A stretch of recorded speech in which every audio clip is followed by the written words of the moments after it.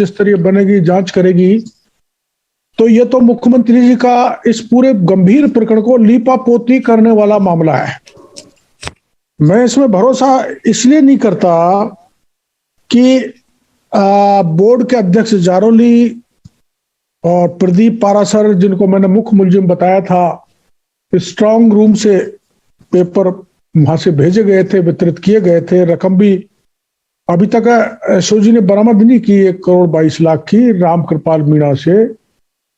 तो मैंने मीडिया को यह जाहिर किया था कि इसमें केवल जारोली, प्रदीप पारासर ही नहीं, इसमें कुछ बड़े ब्यूरोक्रेट्स भी हैं, बड़े मंत्री नेतागण भी हैं, सीएमओ और सीएमआर तक आंच पहुंच रही है। इसलिए किसी एसओजी से हमें न्याय की आशा नहीं है, तो इसकी जांच सीबीआई से कराई जाए। उस बात को टाल के मुख्यमंत्री जी ने उच्च स्तरीय कमेटी बना दी, जिसका परिणाम लीपापोती होगा। उसके कोई रिजल्ट 26 लाख जो राजस्थान के बच्चे, उनके भविष्य के साथ खिलवाड़ करने की कोशिश माननीय मुख्यमंत्री जी कर रहे हैं। एक गांधी जी के खास है, गांधीवादी हैं, गांधी परिवार के बहुत ही नजदीक हैं, बहुत लोगों की उन्होंने छुट्टी करा दी उनके नजदीक पहुंच के। तो कम से कम मुख्यमंत्री जी इतना शर्म तो कर रहे हैं कि राजीव गांधी फाउंडेशन को, अगर कोई ऐसा संगठन है जो राजीव गांधी के नाम को बदनाम कर रहा है, तो मुख्यमंत्री जी को मैं आपके चैनल के जरिए निवेदन करना चाहूंगा आग्रहपूर्वक, राजीव गांधी का नाम बदनाम नहीं हो, ये आपकी कोशिश होनी चाहिए, जिससे जो अपराधी हैं वो पकड़े जाएं और आप अपने गांधी परिवार का नाम की कुछ इज्जत बचा लें कलंकित होने से। ये मेरा निवेदन रहेगा गहलोत साहब से। सेकनी होती तो मैं कड़ाके की ठंड में शहीद स्मारक पर धरने पर बैठा था और एक बत्तीलाल, छोटे दिलखुश 3-4 लोगों को पकड़ के कुंडली मार के एसओजी बैठ गई राजनीतिक दबाव में। और जब मैं एडीजी से मिला था एसओजी में, जहां आप भी मौजूद थे, उनके दफ्तर के बाहर धरना देकर बैठ गया। जब वो आगे बढ़े, भजनलाल पकड़ा गया और भजनलाल से रामकृपाल पकड़ में आ गया।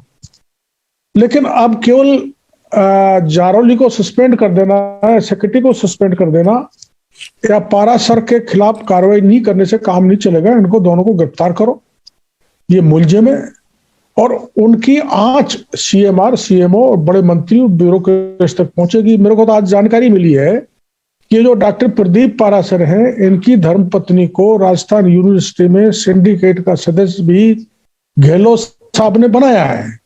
तो इनको राजनीतिक संरक्षण प्राप्त है। जैसा जारोली साहब ने कहा है, राजनीतिक संरक्षण प्राप्त की इस घटना गपड़े में बात माध्यमिक शिक्षा बोर्ड का अध्यक्ष कह रहा हो, तब तो सीधा आरोप मुख्यमंत्री जी पर है, सीएमओ पे है, सीएमआर पे है, बड़े मंत्रियों पर है, ब्यूरोक्रेट्स पे। तो उसकी सच्चाई उजागर होनी चाहिए। उजागर सीबीआई कर सकती है, एसओजी नहीं कर पाएगी। तो शक इसलिए हुआ था कि रिकॉर्ड रिजल्ट घोषणा करने की जल्दबाजी सरकार इसलिए कर रही है कि इस पूरे प्रकरण पर पर्दा डाल दिया जाए, इसको डाइल्यूट कर दिया जाए, इसको डाइवर्ट कर दिया जाए। लेकिन कुछ मीडिया के कारण, और जैसे जवान अभी उपेंद्र यादव बोल रहे थे, ऐसे लोगों के कारण, कुछ हमारी पार्टी के एक्टिव होने के कारण ये स्थिति बनी है कि कुछ लोग जेल में गए हैं। लेकिन उस समय मुख्यमंत्री जी भी ये कह रहे थे कि पेपर लीक नहीं हुआ। उस समय माननीय शिक्षा मंत्री जी ये कह रहे थे जो पेपर लीक की बात करता है उसको गिरफ्तार करके जेल में डाल दो। तो सरकार की सबसे बड़ी एजेंसी एसओजी ये कह चुकी है कि पेपर शिक्षा संकुल से लीक हुआ है। सरकार एक तरह से मान गई। तो सरकार एक तरह से मान गई, जो अभी उपेंद्र ने नई बात बताई है। कुछ लड़के ऐसे परिश्रमी हैं जिनका जिन्होंने वास्तव में मेहनत की है, लेकिन इसमें अधिकतर मेरी समझ में 50% लोग ऐसे हैं जिन्होंने पेपर खरीदा है, पेपर देखा है, जिसके आधार पर उनके अंक मिले होंगे। मैं सबको नहीं कहता। तो कोई युक्त रास्ता सरकार को निकालना चाहिए। जिसने मेहनत की उसके साथ अन्याय नहीं हो, और जिसने बिना मेहनत करके शिक्षक बनना चाहता है, वो राजस्थान के बच्चों का भविष्य बिगाड़ेगा, उसको भी चिन्हित करके आइसोलेट किया जाए। लेकिन मेरे को लगता नहीं, जब मुख्यमंत्री जी ये कह रहे हैं कि इसको लोग राजनीतिक रोटियां सेक रहे हैं, तो मुख्यमंत्री जी आप ये बताओ, आपकी आंखों के नीचे, आपके आंखों के सामने आपका चुना हुआ व्यक्ति जारौली शिक्षक संकुल में बैठ के पेपरों को लीक कर दे, आपके उस व्यक्ति को जिसकी धर्मपत्नी को आपने सिंडिकेट का मेंबर बनाया है वो पेपर को लीक कर दे, जिस मीणा का नाम मैंने शुरू में लिया था उसके द्वारा प्राइवेट आदमी के द्वारा बंटवाया जाए। अब मैं इसको क्या मानूं? 33 जिलों में से 32 जिलों में एडीएम डिस्ट्रिक्ट कोऑर्डिनेटर थे और मात्र एक पारासर जी, प्रदीप पारासर, प्राइवेट आदमी डिस्ट्रिक्ट कोऑर्डिनेटर था। तो ये क्यों किया? बोर्ड के कई नियमों में भी नहीं है कि आप प्राइवेट आदमी को ये बना दें। मैं आपको एक और बात कहना चाहूंगा, कुल मैं 2-4 दिन में एक और खुलासा करूंगा। ये जो बोर्ड के जारौली अध्यक्ष है, ये सुभाष गर्ग के पटु शिष्य है, चेले हैं, सारा उन्होंने गाइड किया है। तो एक मंत्री भी परोक्ष अपरोक्ष रूप से इस पेपर बेचने में, लीक करने में शामिल है, जिसके प्रमाण मैं अति शीघ्र आपके सामने, मीडिया के सामने लाऊंगा। पर यह दुर्भाग्यपूर्ण है कि राजस्थान के मुख्यमंत्री अभी तक एसओजी को वहां तक हाथ नहीं डालने दे रहे हैं, जो मगरमच्छ ये जवान ने, उपेंद्र ने बताया, जिनको मैं भी मगरमच्छ मानता हूं, उनको जब तक पकड़ेंगे नहीं तब तक, जो सूत्र मैं आपको मीडिया में कल कहा था कि सीएमओ, सीएमआर, बड़े मंत्री, बड़े ब्यूरोक्रेट तक जाते हैं, जब तक वो शिकंजे उन पर नहीं कसे जाएंगे तब तक काम चलने वाला नहीं है। ये मामला केवल जारौली तक नहीं है, केवल प्रदीप पारासर तक नहीं है, ये ऊपर तक है। मैं फिर आरोप लगा रहा हूं और जिसके प्रमाण कुछ दिन बाद में आपके समक्ष प्रस्तुत करूंगा। इसलिए मुख्यमंत्री जी, भला ये होगा प्रकरण को आप सीबीआई को दे दें। केवल जारौली सस्पेंड कर दिया या सेक्रेटरी सस्पेंड कर दिया, इससे काम चलने वाला नहीं है। बेरोजगार राजस्थान के 26 लाख संतुष्ट होने वाले नहीं है। जनता सड़कों पर है, उबाल है, प्रदर्शन हो रहे हैं, धरना हो रहे हैं, उग्र होते जा रहे हैं बेरोजगार। ऐसी स्थिति नहीं पैदा होनी चाहिए जैसी बिहार में हुई है। आप अपने आप को गांधीवादी कहते हैं तो गांधीवादी तरीके से किसी प्रकार की हिंसक स्थिति नहीं बने राजस्थान में। आप इसको सीबीआई को, इस जांच को थमा देना चाहिए। आपने अलवर में भी तो थमाया है, और अलवर की स्थिति आपने देखी। अलवर में सीबीआई को जांच देने के बाद लोकल पुलिस जांच कर रही है और सारे प्रमाण मिटा रही है। और आज एफएसएल की रिपोर्ट आई है, उसमें लड़की के कपड़ों पे वो सीमन मिला है, स्पर्म मिला है। तो ये तो इस ढंग से बदनामी नहीं हो। गहलोत साहब प्रकरणों को दबाने में माहिर है। इस जो ये 26 लाख बेरोजगार है, उनके भविष्य के साथ भी राजस्थान के मुख्यमंत्री खिलवाड़ करना चाहते हैं। ये खिलवाड़ राजस्थान की जनता, राजस्थान के जवान, बेरोजगार संघ और पॉलिटिकल पार्टीज नहीं होने देगी। और मैं तो पूरी तरह से शुरू से इनके साथ हूं और आगे तक भी कंधे से कंधा मिला के, चाहे गहलोत साहब लाठी चलाएं, जेल में डालें, गिरफ्तार करें, कुछ भी करें, लेकिन ये अन्याय नहीं होने देंगे। राजस्थान में लेकर इतने पेपर उपेंद्र ने गिनाए हैं, इतने पेपर लीक हो गए। राजस्थान में एक तरह से परंपरा बढ़ गई है पेपर लीक करके कमाई करने की, जिसको राजस्थान की जनता बर्दाश्त नहीं करेगी। ये बात सही है कि सुभाष गर्ग पहले माध्यमिक शिक्षा बोर्ड के अध्यक्ष रहे हैं और उनके खिलाफ गंभीर आरोपों की शिकायत दी गई थी, लेकिन उसकी जांच आज तक पूरी नहीं हुई। और आप ये भी जानते हैं, एक दल का मात्र एक विधायक और वो मंत्री बना हुआ है, इसलिए कि गहलोत साहब की बड़ी उन पर कृपा है, अनुकंपा है। और जिस पर राज्य के मुखिया का आशीर्वाद हो, वरदहस्त हो, वो कुछ भी कर सकता है। तो आपने जितने मामले आपने गिनाए, ये स्वयं प्रमाणित हैं कि सुभाष गर्ग ने गड़बड़ियां की हैं और अब भी रीट में सुभाष गर्ग की अगुवाई में भी गड़बड़ियां की गई है। जो प्रिंटिंग प्रेस है उसको भी सुभाष गर्ग की दखल से ही काम दिया गया है, जिसमें लंबी पूरी लेन देन हुई है। वो भी मैं तथ्य कुछ दिनों बाद मीडिया के सामने रखूंगा, मेरे पास प्रमाण है। हम तो ये देख रहे हैं सरकार सहज ही चलती रहे, इनके खिलाफ कार्रवाई करे। इसलिए मैं चलते हुए मांगूंगा कि गहलोत साहब को, इस सुभाष गर्ग को भी हटाकर एसओजी को कहें कि इनसे भी जांच किया जाए। इनका हाथ है और इनका हाथ पता लगेगा तो आज सीएमओ तक पहुंचेगी, सीएमआर तक पहुंचेगी, इसका मेरे को भरोसा है। और जब वहां तक पहुंचेगी तो जांच आगे नहीं पड़ जाएगी। इसलिए फिर दोबारा दोहराना चाहता हूं की जांच सीबीआई से ही होनी चाहिए। बगल में महुआ के दौसा के पास इस रोड पे जमोरामगढ़ पे ट्रक पलटा था और आप ये देखो प्रश्न पत्र जैसी महत्वपूर्ण चीज जा रही थी, वो पुलिस की सुरक्षा में नहीं जा रही थी। पेपर जा रहे थे, ट्रक उलट गया, किसने उल्टाया, ड्राइवर को मारा, क्या हुआ, उसकी जांच आज तक नहीं हुई। और ड्राइवर की सूचना भी 1.5 घंटे बाद दूसरे लोगों ने दी कि ये ड्राइवर मर गया, ट्रक पलटा हुआ है, उसकी जांच आज तक नहीं हुई। कहना चाह रहा था मैं कि जो आर्टिक की बात कर रहे हैं ना, एक 302 का मुकदमा बालघाट थाना जिला करौली में दर्ज हुआ, जहां रीट के पेपर मामले में 3 लोगों ने 90 लाख रुपए इकट्ठे किए। उसमें तीनों में लड़ाई हो गई, 2 ने मिलकर एक का मर्डर कर दिया। नामजद दर्ज है। मैं एसओजी को भी कह चुका हूं, कल भी मैं एसओजी के एडिशनल डीजी को मिलके आया हूं, प्रमाण दे के आया हूं। उन्होंने मेरे को भरोसा दिया है कि आप जो प्रमाण दे रहे हैं इन पर हम आगे बढ़ेंगे, बेहिचक बढ़ेंगे, किसी प्रकार का दबाव हम पर नहीं है।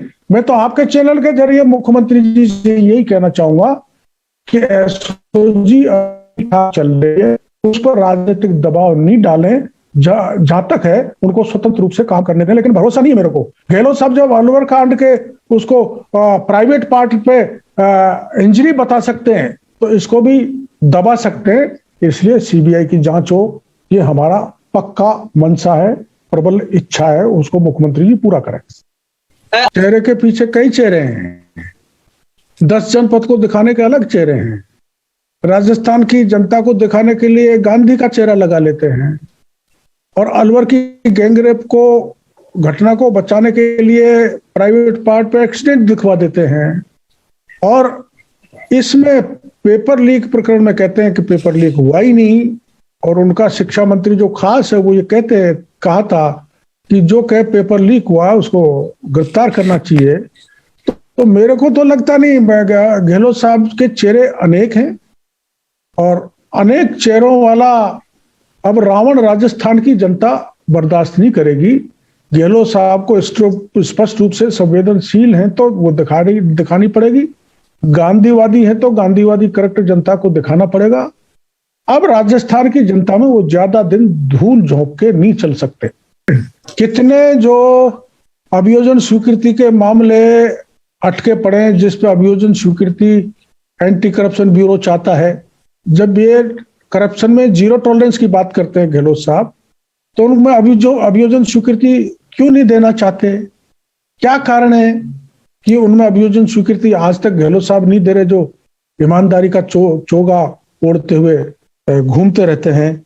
और एक और मैं पूछना चाहूंगा, खुद गहलोत साहब के आदेश से उन 3 एमएलए के खिलाफ मुकदमा दर्ज हुआ था जिन्होंने सरकार गिराने के लिए पैसे बांटे थे। उस जांच को भी गहलोत साहब ने इसलिए दबा दिया कि वो उनके पक्ष में खड़े हो गए। इसलिए जो उनके पक्ष में खड़े हो गए, चाहे उन्होंने पैसे बांटे हो सरकार गिराने के लिए, चाहे इलीगल माइंस चला रहे हो, जो दारू का धंधा कर रहे हो, चाहे गुंडों से मिले हुए हो, चाहे माफियाओं से मिले हुए हो, वो सब एमएलए अब गंगा में पवित्र हो गए गहलोत साहब की में। तो मैं गहलोत साहब से ये कहना चाहूंगा, अगर 0 टॉलरेंस रखते हैं, जिन एमएलए के खिलाफ आपके निर्देश पर एसीबी में मुकदमा दर्ज हुआ था, जरा एसीबी को कौन आगे बढ़े, उन एमएलए को जिसने राजस्थान को जिन्होंने भ्रष्ट करने की कोशिश की, उनके खिलाफ कार्रवाई क्यों नहीं करते हो? इसलिए नहीं करते कि चाहे राजस्थान लुट जाए लेकिन गहलोत साहब की कुर्सी सुरक्षित रहनी चाहिए। एकमात्र फार्मूला उन्होंने अपना रखा है। क्यों नहीं थी? हाँ, ये बड़ी बात है। चालक को किसी ने मार तो नहीं दिया, मर्डर तो नहीं कर दिया, चालक के परिवार ने ये आरोप भी लगाए। हाँ, क्यों नहीं पता लिया कि वो मारा है कि एक्सीडेंट से मरा है, और कोई भी साथी नहीं था उनके साथ? ये कैसा तमाशा चल रहा है राजस्थान में? अकेला ड्राइवर ले जा रहा है, पलट रहा है, 1.5 घंटे बाद पुलिस को सूचना मिल रही है, दौसा की पुलिस पहुंच रही है, जमोरामगढ़ की पुलिस पहुंच रही है, तो उसमें आगे पुलिस। फिर मैं बालघाट का 302 का मामला बता रहा हूँ, 90 लाख इकट्ठे हुए रीट के मामले में। केवल एफआईआर दर्ज करके मैंने लोकल पुलिस को भी कहा था, भाई ये एसओजी की जानकारी भी दो, तो उन पर हाथ क्यों नहीं डाल रही है? उस उसका खंडार का एक जाट पकड़ा है जिसकी धर्मपत्नी ने जोधपुर में परीक्षा दी और उसने 5,000 लोगों को पेपर और दे दिया। वो महिला गिरफ्तार नहीं हुई, उसका पति नौकरी में नहीं, उसको गिरफ्तार करके वो बेल आउट भी हो गया।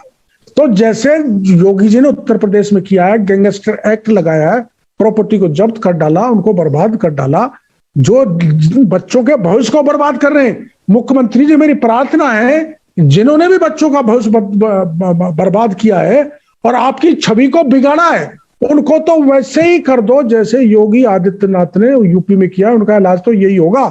और एक सख्त कानून, सख्त से सख्त, जो देश में कहीं ऐसा कानून नहीं हो, ऐसा कानून राजस्थान की विधानसभा में पारित किया जाए, इसलिए कि राजस्थान में पेपर लीक करना एक परंपरा बन गई है। वो जब ही रुकेगी जब सख्ततम कानून राजस्थान में आएगा। यूनिवर्सिटी में सिंडिकेट की सदस्य बनाई है गहलोत साहब ने, और वो इसका मित्र था, चेला था एलबीएस कॉलेज में। और ये मित्र है ही जारोली जी, और जारोली और प्रदीप पारासरे जो हमारे सुभाष गर्ग हैं, उनके चेले हैं, उनके दोस्त हैं, उनके मिलने वाले हैं। तो राजनीतिक संरक्षण प्राप्त है सीधा मुख्यमंत्री जी के खास व्यक्ति मंत्री सुभाष गर्ग का। तो इसमें कोई बात ऐसी है ही नहीं जो समझ में नहीं आ रही हो। तो राजनीतिक संरक्षण तो प्राप्त है ही इनको, इसलिए ये बच रहे हैं। इसलिए 4 महीने से अभी तक कोई जांच नहीं हुई, ना कार्रवाई हुई। कार्रवाई तो जब मानेंगे जब जारोली गिरफ्तार हो जाएगा, प्रदीप पारासर गिरफ्तार हो जाएगा, और जो मैंने कल उनको, अभी मैं खुलासा नहीं करना चाहता, एसओजी के एडिशनल डीजी को जो प्रमाण देके आया हूं, वो गिरफ्तार हो जाएंगे जब मैं मानूंगा कि कुछ एसओजी आगे बढ़ने लगी है और उस पर कोई राजनीतिक दबाव नहीं है। मामला है और करीबन 20-25 करोड़ का मामला पेपर प्रिंटिंग में लेन देन का है, जिसके प्रमाण मैं आपको दे दूंगा। तो ये बड़ा घोटाला है पेपर लीक करने में। क्या है, दरअसल में प्रिंटिंग का मामला जो है उसमें पैसे जारोली को नहीं मिले, तो जारोली, प्रदीप पारासर और रामकृपाल मीणा ने योजना बनाई। ये तो छोटी सी रकम है, 20-25 करोड़ की क्या लड़ाई लड़ना। 1000-1200 करोड़ का मैं फार्मूला बता देता हूं, और ये 1000-1200 करोड़ का formula Ramkripal Meena, doctor Pradeep Parashar, doctor DP Jaroli ने शिक्षा संकुल में बनाया था 24 तारीख को। और उनके 6 निजी लोगों को ये पेपर दिए गए थे, जो चारों और राजस्थान का कोई जिला बचा होगा जहां पेपर नहीं गया होगा। करीबन 50% लोगों के हाथ में जो पास हुए 30,000 में से 15,000 के पास ये पेपर पहुंचा है। सरकार का यही षड्यंत्र है कि जारोली को निकालो, जारोली को गिरफ्तार करके इशारा मार दो, फाइल को चालान कर दो, आगे मामला नहीं जाना चाहिए। इसीलिए मैं बार बार सीबीआई की जांच की मांग मैं कर रहा हूं, सारे राजनीतिक दल कर रहे हैं, बेरोजगार संघ कर रहा है, बाकी के संगठन कर रहे हैं, जवान सड़कों पर उतरे हुए हैं कि सीबीआई की जांच के बिना जड़ तक नहीं पहुंचा जा सकता। और जब तक पूरी जड़ नहीं उखड़ेगी तब तक इस वट वृक्ष का, जो पेपर लीक का वट वृक्ष है, इसका सर्वनाश नहीं होगा। इसलिए जांच सीबीआई से कराई जानी चाहिए। आपने जो डाउट बताया, संदेह, वो संदेह मेरे को भी है कि जारोली को चढ़ा के और इतिश्री कर दी जाएगी, जिसको राजस्थान की जनता लाइक करने वाली नहीं है। मामला पूरे तह में जाना चाहिए और इस बीमारी का पूरी तरह से इलाज होना चाहिए। ऐसा मैं मुख्यमंत्री जी से आपके चैनल के द्वारा निवेदन करना चाहूंगा। उस राजनीतिक छत्र छाया को एसओजी वर्कआउट नहीं कर सकती, नहीं निकाल सकती, जाहिर नहीं कर सकती, पता नहीं लगा सकती। इसलिए सीबीआई जांच हो और जारोली जी से यह पूछा जाए किसका राजनीतिक संरक्षण प्राप्त था पेपर को लीक करने में, पेपर को चोरी कराने में, और वो सीबीआई पता कर सकती है। और मेरी समझ में ये जारोली ने यह बयान देके मुख्यमंत्री जी को धमकाया है, सरकार को धमकाया है। तो मैं मुख्यमंत्री जी से कहूंगा, आप एक साधारण से बोर्ड के अध्यक्ष के सामने, धमकी के सामने झुके नहीं, प्रकरण को सीबीआई को दें ताकि पता लगे। मेरे को तो ऐसा लगता है कि सीएम साहब, जो मैंने कहा था, इस बात से घबरा रहे कि मामला सीएमओ तक जा रहा है, सीएमआर तक जा रहा है, और बड़े ब्यूरोक्रेट कुछ इसमें आएंगे, कुछ बड़े मंत्री और पॉलिटिशियंस इसमें फंसेंगे, तो कांग्रेस की सरकार को खतरा पैदा हो सकता है। इससे सावधान होकर, हो सकता है गहलोत साहब जारोली से पर्दे के पीछे समझौता कर लें और उसको बाद में रिहेबिलिटेट कर दें। तो कुछ नहीं है मेरे पास, कोई प्रमाण मेरे पास नहीं है कि पैसे, लेकिन पैसा एक ही व्यक्ति तो भेज रहा है, चन्नी को तो कोई सुध नहीं। पूरी कांग्रेस को, देश की को गहलोत साहब चला रहे हैं।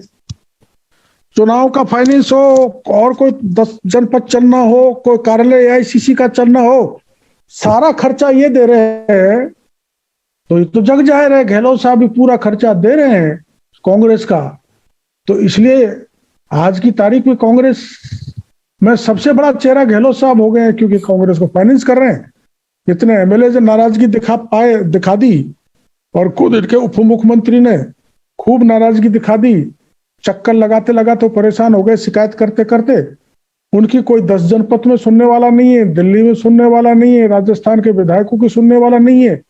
इसीलिए कि थैले के थैले भरे हुए पैसे ऑल इंडिया कांग्रेस को केवल दे रहे हैं तो गहलोत साहब दे रहे हैं। बाकी हो सकता है थोड़ा बहुत छत्तीसगढ़ देता हो, पंजाब के तो चन्नी की नया ही है, उसके तो ईडी पहुंच गई, तो उसके बस की बात नहीं है। सारा खर्चा पूरे देश का गहलोत साहब उठा रहे हैं, इसलिए ये हाई कमान की भी परवाह नहीं कर रहे। सेना सड़क पर उतर गई। सेना का एक ऐसा श्रेष्ठ कमांडेंट जिसको शौर्य चक्र मिला हो, वो 13 दिन से अनशन पर है। मैं आज सुबह उनसे अस्पताल में मिल के आया हूं बेड पे। जिस ढंग से उनको एक भीड़ में डाल रखा है, बहुत जबरदस्त कीटाणु बॉडी यूरिन में आ रही है, उनकी केयर कोई की नहीं जा रही। मैंने कहा भाई इनको अलग से लगाओ, 13 दिन से भूखा है, इनको स्पेशल अटेंशन दो, लेकिन वो कोई डॉक्टर भी उपलब्ध नहीं था। ये एक मिसाल है, ये एक उदाहरण है। मैं उनको नमन करके आया हूं विकास जाकर को, कि एक फौजी कमांडेंट बेरोजगार जवानों की लड़ाई लड़ रहा है, बड़े हिम्मत के साथ, बड़े डेडिकेशन के साथ, बड़े निष्ठा के साथ। मैं उनको बारंबार नमन करना चाहता हूं। और मुख्यमंत्री जी, आपको फौजियों का अपमान नहीं करना चाहिए। आप जैसे शरद जी बता रहे हैं, देश का फौजी सीमा